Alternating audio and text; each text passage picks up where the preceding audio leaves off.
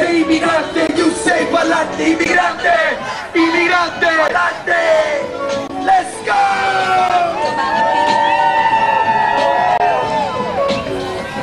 When we say immigrante, you say pa'lante, immigrante. Hello, my name is Stanley Heller. Welcome to The Struggle. The Struggle is shown on 20 cable stations from Vermont to New York City and 24/7 on the internet at thestruggle.org. First, some very good news about the state of the anti-war movement. Palestine has been kind of a dicey issue for the anti-war folks.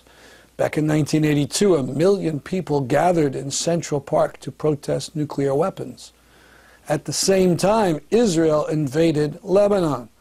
But despite the best efforts of Palestinian rights activists, the Israeli invasion was not mentioned up at the platform of the rally.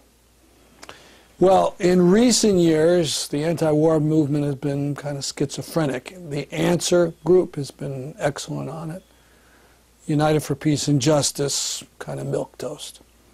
But last weekend in Albany, there was a breakthrough, a really big gathering. 800 people registered at the United National Peace Conference, and the UNPC came through on Palestine. The main strategy proposal of the conference was amended to include excellent language. It passed by a 60 to 40% margin, as far as I could tell.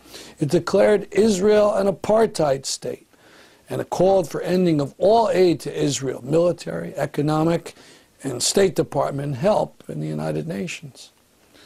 On the next day, the 25th, a specific Palestine resolution was voted with many tough provisions, including full support for boycotts, divestments, and sanctions, the release of all political prisoners, and the Palestinian right to return. When the vote took place, it was without visible opposition, a slam dunk for Palestinian human rights. For details and links to video at the conference, go to our website, thestruggle.org. Today's program concentrates on immigration, in particular a rally in Boston, Massachusetts, called in July by Answer, Act Now to Stop War and End Racism. It took place when Jan Brewer, the governor of Arizona, came to that city for a governor's conference. Arizona, as you know, has just adopted paranoid laws against non-white workers coming to the U.S., parts of which were just struck down by a federal court. We'll also have on the show some more of John Nichols' talk in New Haven about journalism.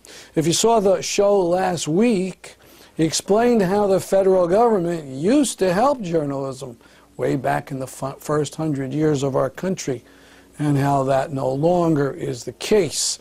In the segment we'll show you today, Nichols has some great ideas about how the U.S. can help the spread of information today. We begin in Boston, Massachusetts.